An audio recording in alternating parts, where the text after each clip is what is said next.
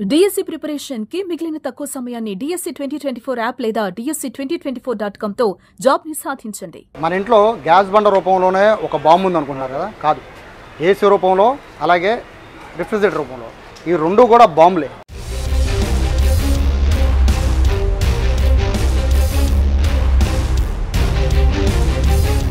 నిన్న చార్మినార్లో జరిగిన ఘటన చూసాం కదా, చాలా దారుణమైన ఘటన. ఏసీ కంప్రెషర్ పేలిపోయి అందులో ఉన్న ఈ గ్యాస్ లీక్ అయిపోయి దాదాపుగా 17 మంది దుర్మరణం పాలయ్యారు. చాలా బాధాకరమైన ఘటన. రెండు తెలుగు రాష్ట్రాలనే కాదు, దేశం మొత్తాన్ని కూడా కదిలిచేసింది.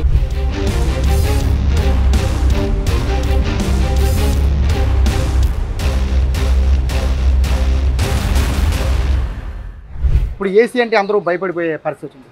నిజంగా ఏసీ వల్ల ఇంత ప్రమాదం జరిగిందా అనేది అందరూ కూడా ఆశ్చర్యపోతున్నారు. ప్రస్తుతం నేను ఇప్పుడు విజయవాడ విజయ టాకీస్ దగ్గర ఉన్న ప్రస్తుతం విజయవాడ ఏసీ టెక్నీషియన్స్ అసోసియేషన్కి సంబంధించిన షాప్లో ఉన్నాను. అయితే దివాకర్ గారు ఉన్నారు, ఆయన ప్రెసిడెంట్ ఈ అసోసియేషన్ మొత్తానికి. ఏసీ టెక్నీషియన్స్ అంతా కూడా వీళ్ళ దగ్గర ఉంటారు. సో ఏసీ ఎలా లీక్ అయ్యింది, ఏసీ లీక్ అవ్వకుండా ఏం చేయాలి, ఇటువంటివన్నీ కూడా వీళ్ళు రెగ్యులర్గా కస్టమర్స్కి చెప్తూ ఉంటారు. కానీ ఇట్లా ఘటనలో జరుగుతాయని కూడా వీళ్ళు కూడా ఊహించుంటారు. సార్ నమస్తే. మీరు ఎన్ని జాగ్రత్తలు చెప్పినా కూడా మీరు ఏసీ బిగించే ముందు చెప్తారు, బాగు చేసే ముందు చెప్తూ ఉంటారు. కానీ నిన్న చార్మినార్ దగ్గర జరిగిన ఘటన చాలా దారుణం. సో దానికి ప్రధాన కారణం ఏసీ కంప్రెషర్ పేలిపోవడం, గ్యాస్ లీక్ అవ్వడం అంటున్నారు. అవునండి, గ్యాస్ అనేది రకరకాలైన లీకేజెస్ ప్రాబ్లం ఉంటాయండి. ఇక్కడ ఫస్ట్ లీక్ ప్రాబ్లం ఏంటంటే సర్వీస్ ప్రాబ్లం. ఫస్ట్ ప్రాపర్గా సర్వీస్ చేయించుకోకపోవడం వల్ల ఖచ్చితంగా గ్యాస్ లీకేజెస్ అనేవి అవుతాయి. అవి నేను మీకు ప్రాక్టికల్గా చూపిస్తాను. అసలు ఎక్కడ లీక్ అవుతాయి అంటే మీకు విజువలైజేషన్లో చూపిస్తాను. అయితే ఎందుకు లీక్ అవుతాయి అంటే అక్కడ రస్ట్ పట్టేస్తాయి. మన సర్వీస్ ప్రాపర్గా చేయించుకోకపోతే రస్ట్ పట్టేస్తాయి. ఆ రస్ట్ పట్టేసినప్పుడు మీకు ఇక్కడ ఒకసారి రండి, ఇక రస్ట్ ఈ రింగ్స్లో పట్టేస్తాయి.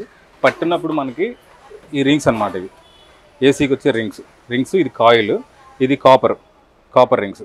ఇక్కడ ఏమవుతుందంటే సర్వీస్ ప్రాపర్గా లేకపోవడం వల్ల ఇక్కడ ఏమవుతుందంటే మొత్తం స్కేల్ ఫామ్ అయిపోయి ఈ స్కేల్ అనేది ఇక్కడ ఉన్నదంతా ఆటోమేటిక్గా దీన్ని తినేస్తుంది. ఈ కాపర్ని తినేయడం వల్ల ఇక్కడ హోల్ పడిపోతుంది. ఈ హోల్ పడిపోవడం వల్ల ఆటోమేటిక్గా ఎయిర్ అనేది లోపలికి వెళ్ళిపోతుంది.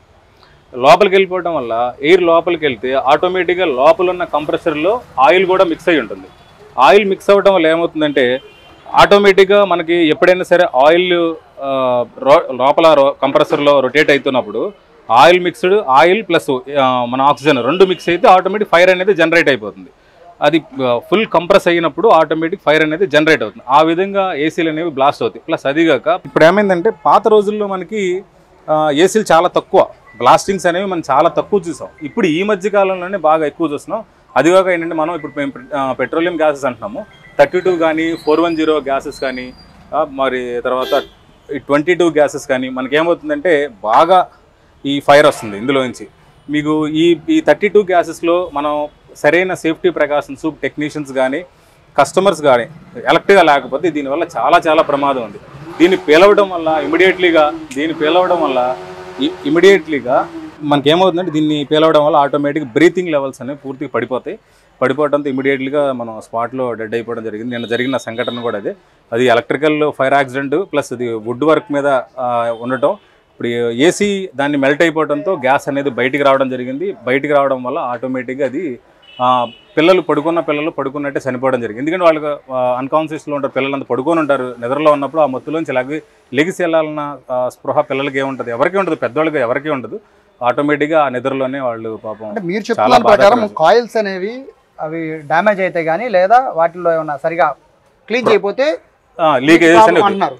గ్యాస్ కి ఎంత పవర్ ఉంటుందా? అందరూ కూడా ఏసీలో గ్యాస్ అయిపోయింది, జాగ్రత్త చూసుకోమని చెప్తారు. ఫస్ట్ మీ టెక్నీషియన్స్ కూడా వస్తూ ఉంటారు, గ్యాస్ లీకేజ్ గురించి చెప్తూ ఉంటారు. అయినా కూడా ఎలా గ్యాస్ లీక్ అవుతుంది? ఇక్కడ గ్యాస్ లీక్ అవడం అనేది ఏమవుతుందంటే సార్, అయినా ఏమో లీక్ అనేది మాత్రం 100% ఈ కాయిల్స్ లోనే లీక్ అవ్వాలండి. లేదంటే మాత్రం అసలు ఎక్కడ లీక్ అవ్వదు, 100% లీక్ అవ్వదు.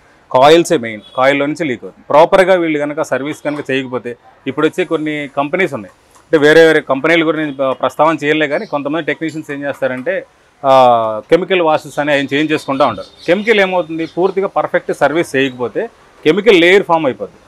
కెమికల్ కొట్టిన తర్వాత వాటర్ సర్వీస్ అనేది పర్ఫెక్ట్గా చేయాలి. అది చేయకపోతే ఎంతో కొంత లోపల ఇంజెక్ట్ అయ్యి ఉండిపోతుంది. ఆ ఇంజెక్ట్ అయ్యి ఉన్నది ఆటోమేటిక్ పైపులను తినేయడం, అది గ్యాస్ బయటికి రావడం, ఆటోమేటిక్ తెలియక కస్టమర్ ఆన్ చేయడం, అది బ్లాస్ట్ అవ్వడం అనేది జరుగుతుంది. మెయిన్ బ్లాస్టింగ్ అయితే కనుక సర్వీస్ ప్రాపర్ సర్వీస్ లేకపోతే అంటే మనకేంటంటే ప్రాపర్ టెక్నీషియన్స్ 100% వర్త్ఫుల్ టెక్నీషియన్స్తోనే మన కస్టమర్లు సర్వీస్ చేయించుకుంటే మంచిది అనేది నా ఉద్దేశం. సీనియర్ టెక్నీషియన్స్ అంటే ఇక్కడ లీకేజ్ అనేది ప్రధాన అంశం సార్. గ్యాస్ అయిపోయిందో లీక్ అవుతుందో అనేది ఎలా గ్రహించాలి? అంటే ఇప్పుడు పిల్లలు లేదా ఇంట్లో పెద్దవాళ్ళు ఏసీ ఆన్ చేస్తారు, కూలింగ్ వస్తుంది, బట్ వాళ్ళు తెలుస్తుంది. బట్ అందులో ఎలా తెలుస్తుంది లీక్ అవుతున్నట్టు ఎలా తెలుస్తుంది? అసలు ఒకటండి, లీక్ అయితే మాత్రం అసలు మనకి ఏమీ తెలియదు. కూలింగ్ రాకపోతే ఆటోమేటిక్గా ఇంకేమవుతుందంటే కంప్రెసర్ బయట ఆన్ అవుతా లోపల కూలింగ్ రావట్లేదంటే ఏసీ గ్యాస్ లీక్ అయింది అని అర్థం. ఎక్కడ లీక్ అయింది అన్నది మనం ట్రేస్ అవుట్ చేసి దాన్ని పట్టుకోకుండా ఇప్పుడైనా కొంతమంది టెక్నీషియన్లు ఆటకాయతనంగా ఆటోమేటిక్గా అది వెళ్ళిపోయి గ్యాస్ అనేది వ్యాక్యూమ్ పెట్టాలి. యాక్చువల్లీ వ్యాక్యూమ్ కూడా చేయాలి. ప్రాపర్ వ్యాక్యూమ్ చేయకుండా గ్యాస్ ఎక్కిస్తాం అనుకోండి, ఆటోమేటిక్గా గ్యాస్లో కూడా కొన్ని మాలిక్యూల్స్ ఉండిపోయి లోపల ఉన్న ఎయిర్తో మిక్స్ అయిపోయి గ్యాస్ లోపలికి వెళ్ళిపోతుంది. దానికి కావాల్సినంత సఫిషియెంట్ గ్యాస్ ఎక్కకుండా తక్కువ గ్యాస్ ఎక్కుతుంది. ఎక్కడం, దాని మీద కంప్రెసర్ మీద లోడ్ పడడం, బ్లాస్ట్ అవ్వడం కూడా జరుగుతుంది. అదొక కారణం అవుతుంది. ఇక్కడ ప్రధానమైన లీకేజ్ కారణం ఏంటి అంటే మాత్రం 100% సర్వీస్ ప్రాబ్లం వల్లే అవుతాయి. అంతకు మించి అసలు లీక్ అనేది అవ్వదు. ఇప్పుడు మనం ఏంటంటే జనరల్గా మనకున్న చిన్న మైనస్ ఏంటంటే ప్రతి కస్టమర్ ఏమనుకున్నాడంటే నాకు సమ్మర్లో ఏసీ ఉంటే చాలు, మాకు మిగతా టైంలో ఏసీ అవసరం లేదు అనుకుంటారు. కానీ ఇక్కడ ఏమవుతుందంటే ఇప్పుడు వచ్చే గ్యాస్ పాత గ్యాసెస్ కాదు, ఇప్పుడు వచ్చే లేటెస్ట్ గ్యాసెస్ అన్నీ కంపల్సరీగా డైలీ వాడాలి. వాడకపోతే ఏమవుతుంది అంటే ఆటోమేటిక్గా ఏదైతే గ్యాస్ ఉందో అట్లా స్టాగ్నేట్ అయిపోయి ఆ స్టాగ్నేట్ అయిపోయిన గ్యాస్ కాపర్ పైపుని తినేస్తూ ఉంటుంది. దానివల్ల కూడా లీకేజ్ అయ్యే ఛాన్సెస్ ఎక్కువ ఉంటాయి. అందుకనే కంప్రెసర్ మేము సీనియర్స్ టెక్నీషియన్స్ అందరూ ఏం చెప్తారంటే కంపల్సరీగా రోజులో 1 గంట అయినా ఏసీ ఆన్ చేసుకోండి. ఎనీ టైం కనీసం వారంలో 3 గంటలు ఏసీ పనిచేయాలి, 3 నుంచి 4 గంటలు ఏసీ పనిచేయాలి. అప్పుడు ఏమవుతుంది, ఆటోమేటిక్ స్కేల్ ఫామ్ అవ్వకుండా అది తినేయకుండా ఉంటుంది పైప్ లైన్ అనేది మాత్రం మేము అందరికీ సీనియర్ టెక్నీషియన్స్ చెప్తున్నాం. ఎందుకంటే అది కనుక మనం వాడకపోతే ఖచ్చితంగా ఏసీని వాడాలి. ఇప్పుడు వచ్చే గ్యాసెస్ వాడకపోతే స్టాగ్నేట్ అయిపోయి ఆటోమేటిక్ కెమికల్ రియాక్షన్ జరుగుతుంది.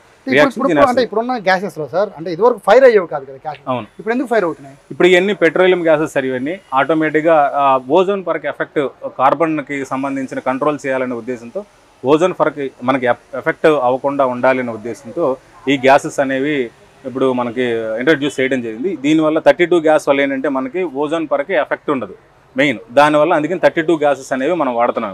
ఇప్పుడు వచ్చే ప్రతి రానున్న రోజుల్లో కమింగ్ డేస్లో అంతా 32 గ్యాసెస్ వస్తాయి. అంత పెద్ద ఇండస్ట్రీలు అయినా సరే 32 గ్యాసెస్ కింద వస్తాయి సార్. మనం ఎందుకు వాడతారు? ఎందుకంటే మనకి మెయిన్ ఓజోన్ పొరకి ఎఫెక్ట్ ఉంటుంది సార్ ఈ గ్యాస్ వల్ల. మిగతా గ్యాసెస్ వల్ల మనకి ఏమవుతుందంటే కార్బన్ డైఆక్సైడ్ ఎక్కువ రిలీజ్ అవుతుంది, ఆటోమేటిక్గా ఓజోన్ పొరకి ఎఫెక్ట్ అవుతుంది, ఎన్విరాన్మెంట్ దెబ్బతింటుందని ఒక ఉద్దేశంతో దాన్ని కంట్రోల్ చేయాలి, ఎన్విరాన్మెంట్ని మన సొసైటీని కాపాడుకోవాలనే ఉద్దేశంతో దాన్ని ఇలా డెవలప్ చేయడం జరిగింది. నిన్న జరిగిన ఘటన చూసుకుంటే ఏసీ సరే అది వాళ్ళు ఏ ఫ్లోర్లో ఉన్నారా పక్కన పెడితే, ఇక్కడ కింద వేరే షాప్స్ ఉన్నాయా అవి ఫైర్ అయ్యేవా కావా అని పక్కన పెడితే ఏసీ అనేది జనరల్గా అందరూ వాడేది. సో తెల్లవారుజామున ఏసీ లీక్ అయ్యింది అంటే దాని రీజన్ ఏంటి? అంత తెల్లవారుజామున లీక్ అయింది అనేది ఏం కాదండి. ఇక్కడ ఏమవుతుందంటే లీక్ కాదు, ఇక్కడ మనకి ఎలక్ట్రికల్ షార్ట్ సర్క్యూట్ అయింది. ఫస్ట్ పాయింట్, షార్ట్ సర్క్యూట్ అవడంతో వుడ్ వర్క్ ఫస్ట్ తగలబడిపోతుంది. ఫైర్ అయింది వుడ్ మీద మన ఏసీ కూడా కూర్చోబెడతాం. అది వుడ్ చాలా స్పీడ్గా ఫైర్ అయింది.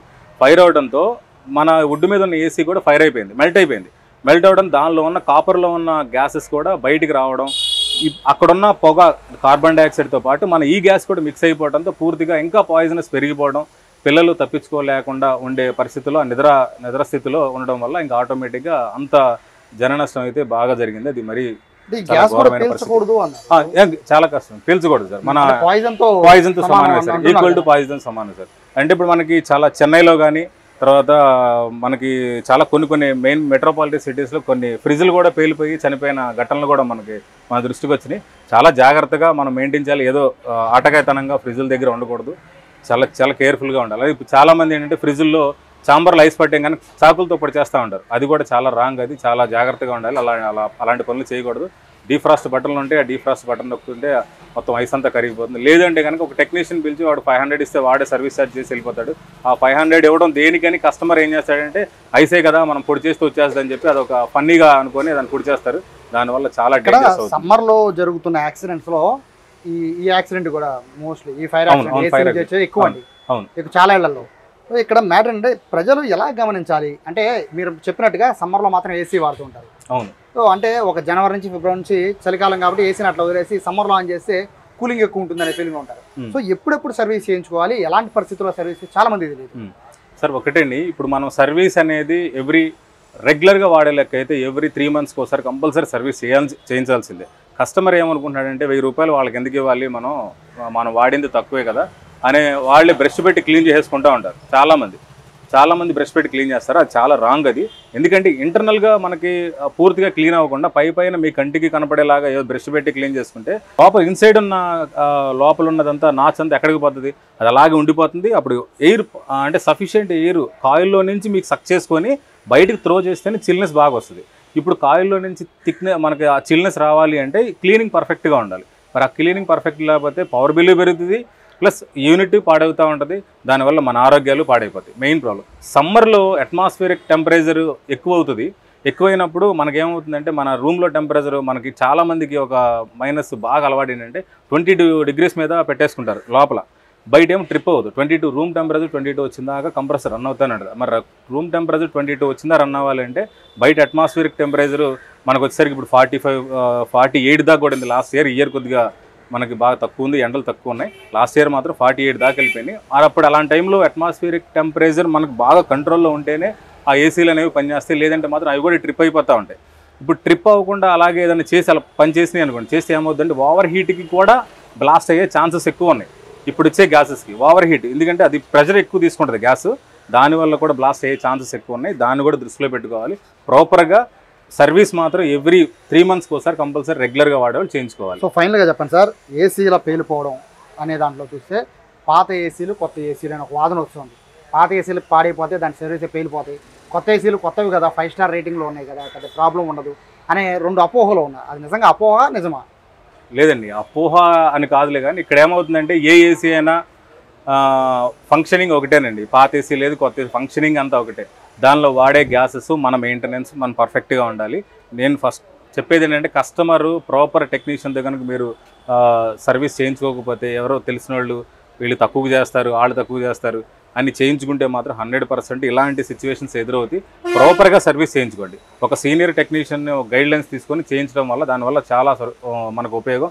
నేను బయట ఆన్లైన్లో మనకి ఏమవుతుందంటే 300కే 499కే సర్వీసులు చేస్తాం అదని అంటూ ఉంటారు. కానీ దీనివల్ల ఏమవుతుంది, మనకి వాళ్ళు ప్రాపర్గా సర్వీస్ అవుతుందా అంటే అది ఎంత మటుకు కరెక్ట్ తెలియదు. ఇక్కడ మేమవుతుంది ఫుల్ ఫ్లెడ్జ్డ్గా ఒక ఏసీ తప్ప ఇంకొకటి ఏమి చేయం. మేము మా షాపుల్లో ఒక ఎయిర్ కండిషనింగ్కి సంబంధించి రిఫ్రిజిరేషన్ సెక్టర్కి సంబంధించిన మాత్రమే చేస్తాం. దీనివల్ల ఏమవుతుంది, మా ఫోకస్ అంతా దాని మీదే ఉంటుంది. దానివల్ల మీకేమవుతుందంటే ఎక్కడ ఏ ప్రాబ్లం వస్తుందన్నా సరే ఇమీడియట్లీ కస్టమర్కి మేము ఫార్వర్డ్ చేయడం, దాన్ని ఆ కాస్ట్ కటింగ్ అనేది వాళ్ళకి తగ్గుతుంది. ప్లస్ 2 సర్వీస్ కూడా ప్రాపర్గా అవుతుంది. అది మెయిన్.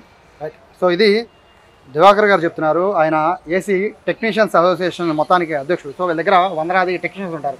వాళ్ళందరూ చెప్తున్న కంప్లైంట్ ఏంటి అంటే ఏసీ సంబంధించిన సర్వీస్ విషయంలోనే ప్రజలు చేస్తున్న నిర్లక్ష్యం. ఆ నిర్లక్ష్యం వల్లే ఇటువంటి గ్యాస్ లీకేజీలు కానీ కంప్రెషర్ పేలిపోవడాలు లాంటివి జరుగుతున్నాయి అన్నారు. ఖచ్చితంగా క్రమం తప్పకుండా పాత ఏసీనా కొత్త ఏసీనా అని పక్కన పెడితే క్రమం తప్పకుండా ఏసీలని కనుక మనం సర్వీసింగ్ చేస్తూ ఉంటే ప్రమాదాలు నివారించవచ్చు అని చెప్తున్నారు. నిన్న జరిగిన ఘటనలో అయితే 17 మంది చనిపోవడానికి ప్రధాన కారణం ఏసీకి ఉపయోగించే కంప్రెషర్లో నింపే ఈ గ్యాస్. సో వీటిని దృష్టిలో పెట్టుకొని సమ్మర్ కదా అని లైట్ తీసుకోకుండా ఖచ్చితంగా ఏసీ సర్వీస్ మీద ప్రజలంతా దృష్టి పెట్టాలని చెప్పి సుమన్ టీవీ కోరుకుంటుంది. కెమెరా పర్సన్ కృష్ణతో సాయి, సుమన్ టీవీ, విజయవాడ.